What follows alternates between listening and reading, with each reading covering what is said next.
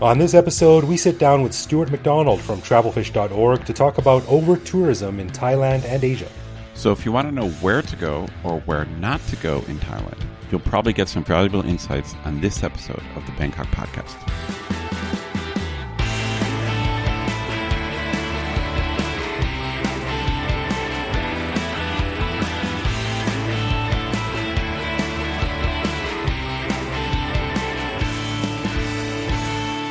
Sawadee krap, and welcome to the Bangkok Podcast. My name is Greg Jorgensen, a guy who came to Thailand in 2001 and never left because I lost my passport at a full moon party.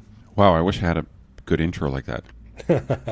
I'm Ed Knuth, an American who came to Thailand on a one-year teaching contract about 17 and a half years ago. So right off the bat, are you a patron? If you are, I'm going to give you mad props and a huge hug for supporting the show. It's very much appreciated, and I would like to say thank you to all the patrons that do support the show. Ed and I talk all the time about how rad you guys are. If you become a patron, you'll get all kinds of goodies, including a weekly, absolutely uncensored bonus episode where we talk about all kinds of stuff. We just finished recording this week's bonus show, and we chatted about the upcoming rainy season, or really, it's upon us already. We talked about flooding, the uncertainty and weirdness of how it changes your life here in Bangkok. Yeah, including a potential breakdown of society. That's right, a complete breakdown. We're only days away from a complete breakdown of society. That's right. If you want to join the club, just head to the support tab on our website to learn more. All right, so on this episode, we welcome back our friend Stuart from travelfish.org.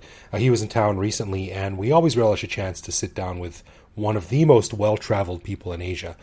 We wanted to talk about overtourism in Thailand, which has been in the news lately, and how it affects tourists, how it affects locals, and how it affects the country as a whole. And if you're wondering during the interview why there is street noise in the background, we recorded the interview in a lovely white gazebo on a rooftop in Chinatown, which gives things a little bit of authentic Bangkok flavor. No doubt. So here's our interview with Stuart. สถานีต่อไปเพลินจิต Next station เพลินจิต All right, well, from the studio to the big bad streets of big bad Bangkok, we are currently sitting on top of a recently restored house on the edge of Chinatown, looking over Hua Lamphong on a very sweaty April evening with Mr. Stuart McDonald from Travelfish. Stuart, welcome back to the Bangkok Podcast. Thanks for having me, Greg. Yeah, well, it was a bit of an adventure getting here. Like you said, it's pretty swelteringly hot. We had to climb up 12, I can't remember. I lost count halfway up. Flights of stairs to get up here.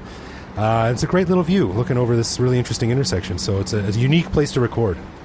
Yeah. Right, yeah. And we're also here with my co-host, Ed Knuth. Ed, say hi. Hello, I'm glad to be here, and thank you to Stuart for doing this for us. We appreciate it. Oh, you're welcome. My pleasure. So for our audience, who the 3 or 4 people out there who do not know Stuart and his company, Travelfish, they are sort of the experts on independent Southeast Asian travel. Is that an accurate assessment? We try. Yeah. Okay, and you've been here forever. You travel almost more than anyone I know. So I thought it would be really interesting to get you back on as often as possible. You kindly agreed to come back on and talk about overtourism.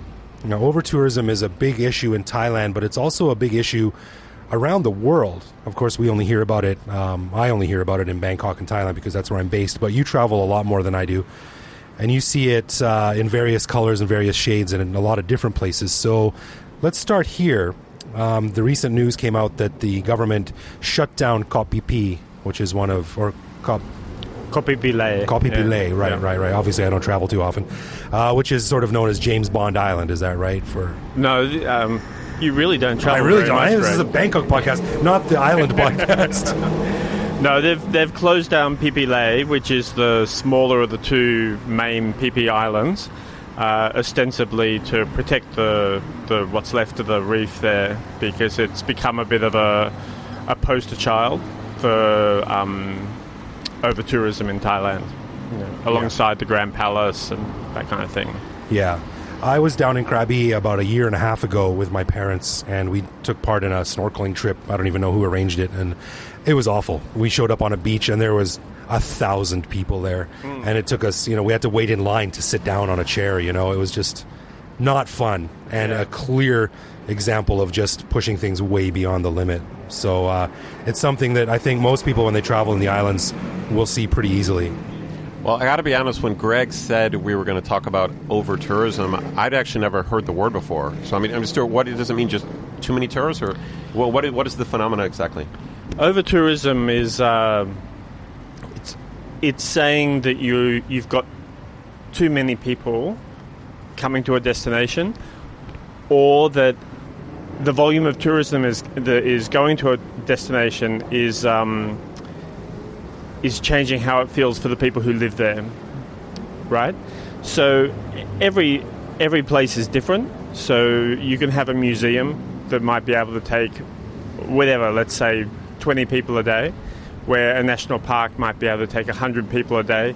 It ranges from destination to destination, destinations are a breaking point. You know, it's like when you go to look at something, go to visit somewhere, and it's so overrun with people that the reason you went, like when you were talking about the Grand Palace before, and you say, well, you just tell people don't go, you know, and once you're telling people not to go somewhere from a tourism point of view, that's a real problem.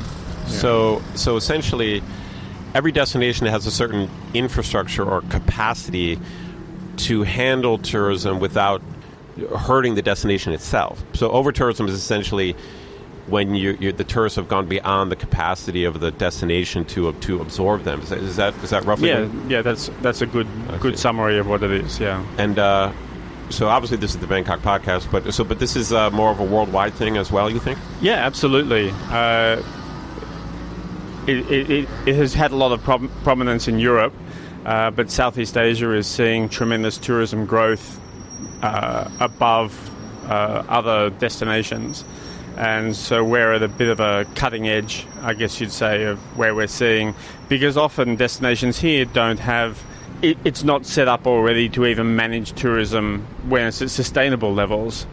So it's a real problem. Is Thailand experiencing worse over-tourism than elsewhere, do you think? Or how would you compare Thailand to other destinations?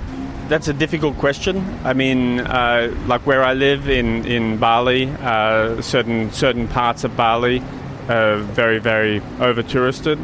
Parts of Vietnam, Angkor Wat in Cambodia is a classic example.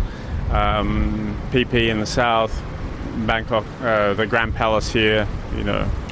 Right, and it's something that takes place everywhere. We talked about Phi Phi, we talked about the Grand Palace, which unless you like selfie sticks in the eye all afternoon, is not a really pleasant experience anymore.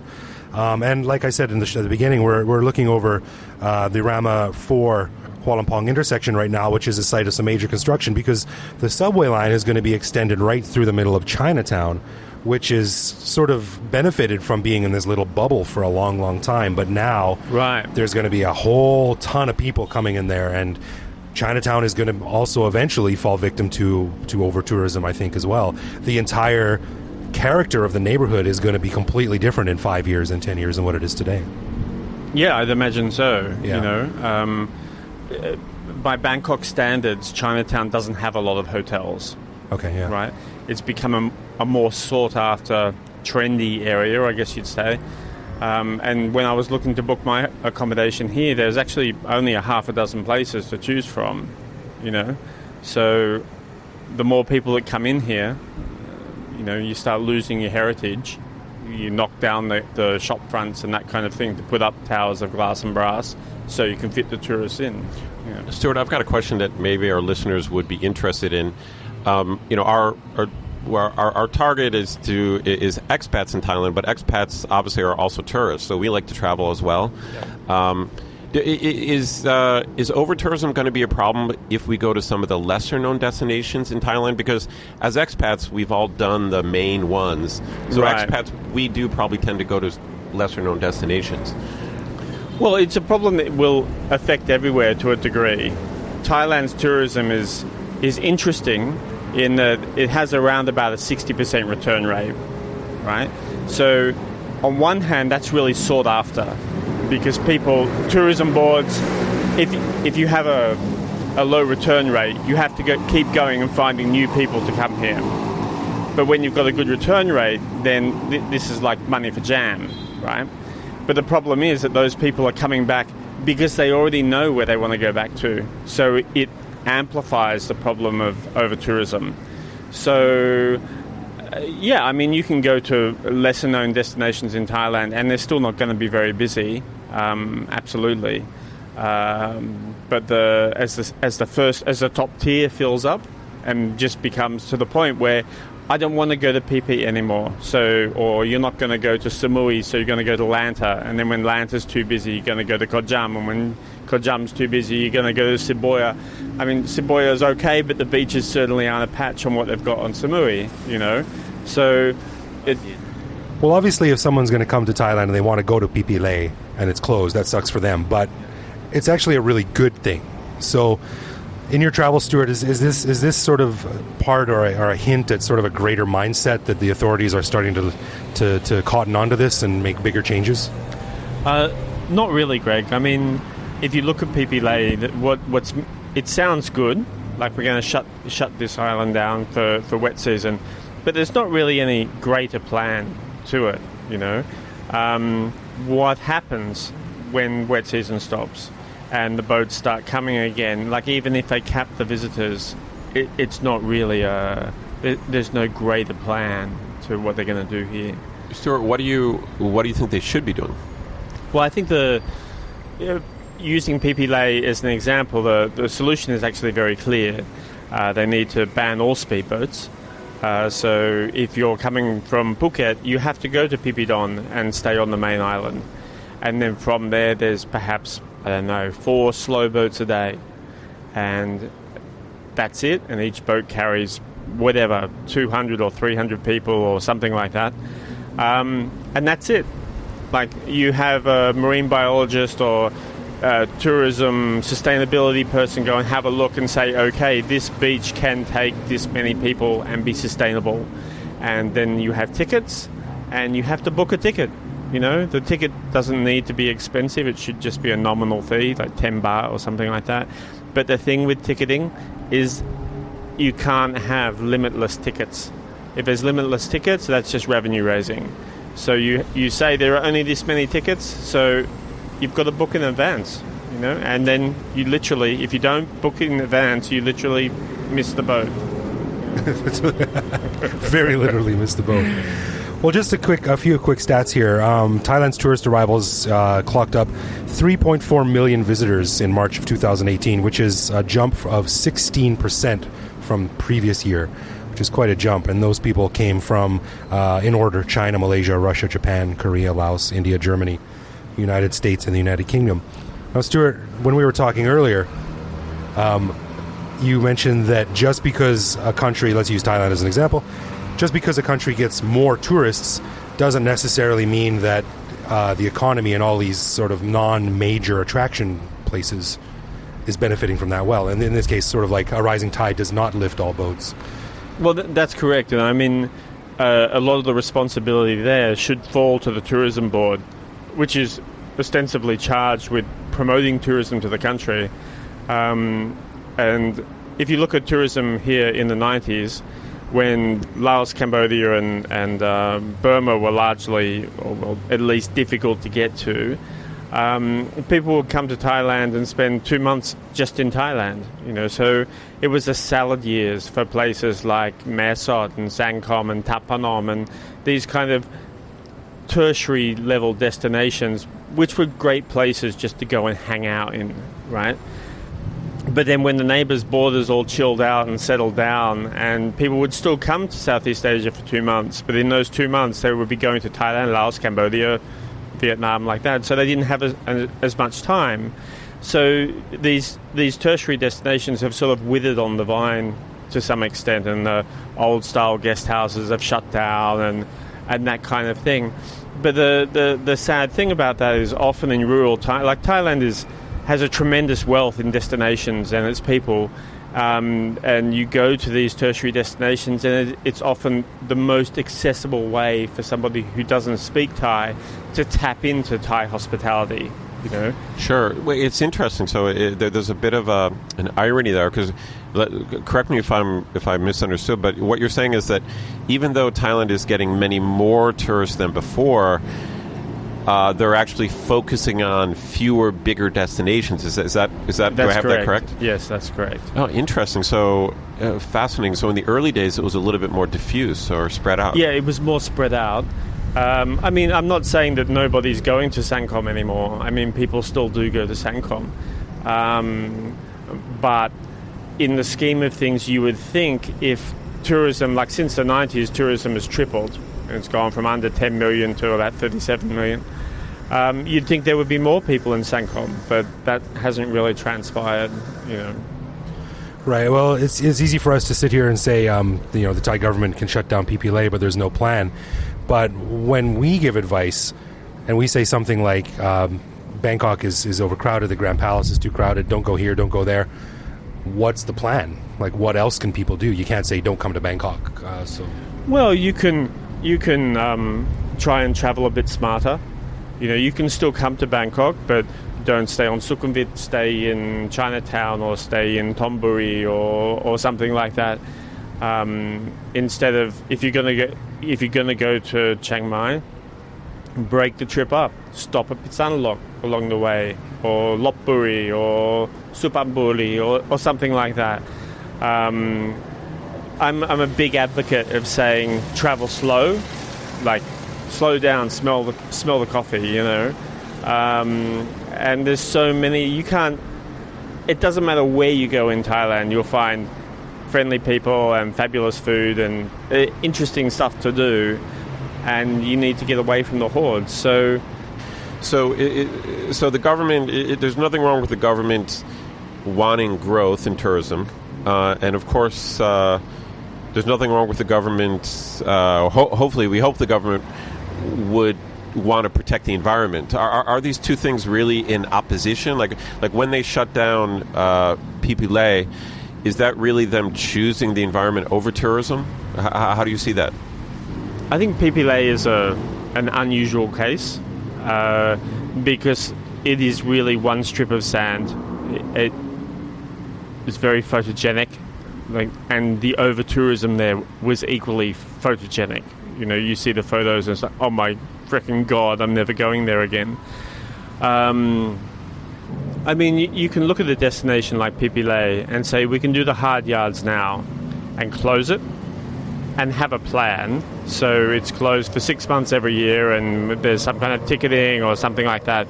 And the benefit for that isn't so much a benefit for us, it's a benefit for our children and our children's children. So it's still there. Thailand has over-exploiting islands down to a fine art. Okay, I was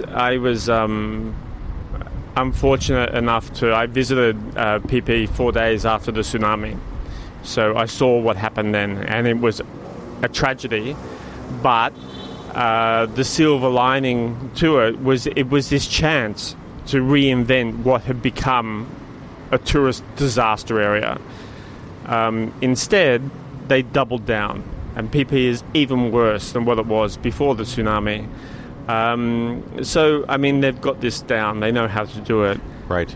You know, this issue reminds me of this problem you hear when people are talk about CEOs of corporations in the U.S. who prioritize short-term profits over like the long-term health of the company, and it sounds like what you're saying is that some of these governments, possibly the Thai government, is they're so concerned about increasing monthly numbers of tourists, and they're kind of focusing on the short-term thing while neglecting the environment, that in the long term it's going to be bad for tourism. That if they took care of the environment better, they're going to end up with more tourists and more tourist revenue in the future. Does that make sense? Yeah, exactly. I mean, the big word that is missing from any kind of discussion with the junta and the tourism board about tourism development here is sustainability. Nobody, if a tourism board, if TAT came out tomorrow and said, okay, our tourism target for 2019 is 20 million, so we're going to halve tourism. they'd be like hounded out of the halls. But 20 million is probably a far more sustainable number here. Okay, it will mean that a lot of bodgy hotels will go out of business. Is that a great loss, really, in the scheme of things? So they need to take a long, hard look at it and say, well, at the moment, Thailand's tourism has been growing, largely driven out of the growth in China, particularly in the last 10 years. It's leveled out over the last 2 years, at least from China, and take a breath. They need to sort of think about, do we want to keep growing at this level? And if we're going to keep growing at this level, where are we going to put the people? There hasn't been 20% growth in Thailand's beaches. It's still dealing with the same islands, the same fragile... Like, I fixate on the. But it can just as much be a museum or a Jim Thompson's house or any point of interest. If 10 years ago you were getting 100 people a day, now you're getting 700 a day, what are you doing to adapt to that? Well, as we're wrapping things up here, I think in my eternal Canadian optimism, I'm seeing, and I hope I'm seeing, sort of slow incremental improvements. Like recently I saw a story in the paper that said someone dressed up as Mr. Plastic Bag Man, and he was a university teacher, and his students wrapped him in plastic bags and got him to walk around to convenience stores to raise awareness for the plastic bags that all these convenience stores give out. I'm seeing a lot of large hotel chains starting to not offer plastic straws anymore. Yeah. PPLA is closing. Do I have just pie in the sky? Is this something that can possibly grow and be nurtured, or is it just sort of a blip on the radar? Well, these are all small steps in the right direction. You can look at an island like Colipe in the far south that has gone from 3 hotels to over 100, and there's organizations there like Trash Hero, which is very active, doing really good work in Thailand and in the region for looking after waste and that kind of stuff. There are lots of people who are motivated, but at the end of the day, the decisions are up at the top, and the tourism department and the people who make these kind of decisions need to decide what they're going to do, and you can't have it both ways. You can't have year-on-year growth of 10% and not have significant environmental costs to that. And at what point do people say, well, I'm not going to go there anymore? There are only so many beaches. There are only so many islands, Right. I think that'd be a great new slogan for Thailand. Thailand, you can't have it both ways. Well, Stuart, thanks so much for coming on the show again. If people wanted to do some research, where might they head for planning their Southeast Asian adventure? We cover Thailand on Travelfish. Travelfish.org, right. It's sort of the place to go if you're going to be looking into planning your Southeast Asian trip. So if you haven't been there, you're missing out. And if you have been there, go back, because it's always updated. That's right. I'm friends with a few of your writers, and they're all over the place. Yeah. And they do good work. So thank you. Thanks so much for coming on the show. Your pleasure. My pleasure. Thank you. We hope to have you back soon. Thanks, Stuart, and I hope you come back sometime soon. Thanks a lot. Thank you. Thank you. สถานีต่อไปเพลินจิต next station เพลินจิต So obviously we recorded that interview a few weeks ago, and a few things have changed since then. For instance, Maya Bay is now closed, and we're seeing that on the front pages of the newspapers here. And That's right, I saw that. Yeah, it looks like it's having the desired effect, which is just things are allowing to get back to normal. But I don't know how long it's going to take, and I don't know how long it's going to stick. But I guess we'll see. But always great to talk with Stu either way. He's got some really good insights into Asia. No doubt. And if there was anyone I was going to listen to, if I were for the Thai government and I'm like, who should I listen to? I would listen to Stuart. Ain't that the truth? Yeah. And as we said in the interview, if you haven't been to travelfish.org, you should definitely check it out. It's a fantastic site. It's got a huge amount of information on there, and an absolute must visit if you're going to come to Asia. So our thanks to Stu for coming on the show. Always a good time. No doubt. Well, all right, let's get back into it now. It is time for everyone's favorite segment of the show, and that's Love, Loathe, or Leave, where one of us surprises the other with a particular aspect of living in Bangkok, which we then discuss and decide if it's something that we love about living here, loathe about living here, or hate it so much that it makes us want to leave forever. And this week it's my turn. So, Ed, let me ask you, have you ever been out on a Thai market or a Thai restaurant, a very local place, Sure. and you walk by, you have some food, and you feel like, I want some dessert. Okay. So you go in search of some dessert, and the only thing available is that big styrofoam cup of black jelly cubes. Ooh, been there. I gotta say, I don't know what it's up with Thai desserts in general. I mean, not even just the black cubes. Like, there's something about, I don't know whether it's a Chinese influence. It's like Thai desserts tend to be like gelatinous, sugary messes, and I've just never liked them. It's certainly not something that would make me leave Thailand, but it's strange. Like, I don't really like almost any Thai desserts. I mean, okay, I guess it depends on what you classify as dessert. I'm a big fan of mango and sticky rice. That rocks. Yeah. Mango and sticky rice, that rocks. But all of the cubes and the gels, and I don't get it. I don't even understand what it is. Like, what is that? Yeah, I'm the same way. I mean, Thailand has nailed food, not so much with the desserts. For sure. That's exactly they're right. playing catch up. So if you don't know these jelly cubes, in Thai they're called chao kuai, and it is actually a Chinese herb that is boiled and condensed into this gelatin that's then cut into cubes. And the thing that I don't like about it is if you see that people usually put so much brown sugar on top of it. And I think anything with that much brown sugar probably tastes pretty good. Like, you could cut up a carpet into little cubes, and if you smothered it in brown sugar, it would probably be all right.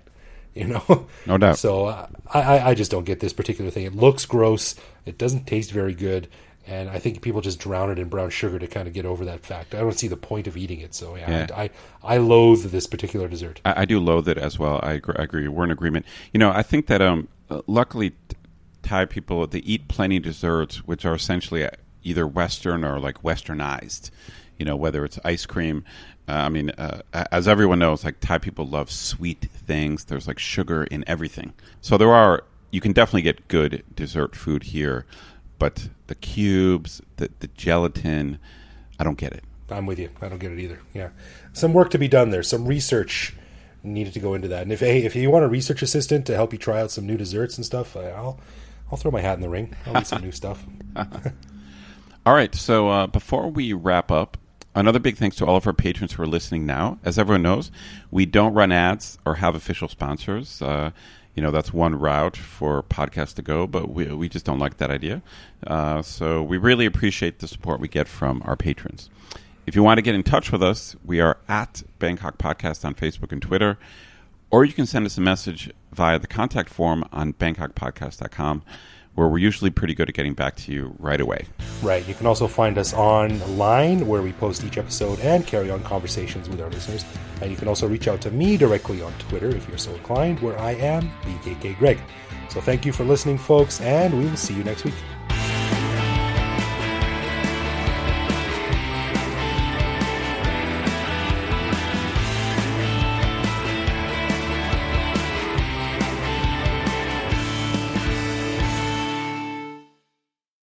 All right, before we wrap up, we'd like to give special thanks to all of our patrons who are listening now. Oh, shit, I screwed that up. I scrolled and I screwed it up.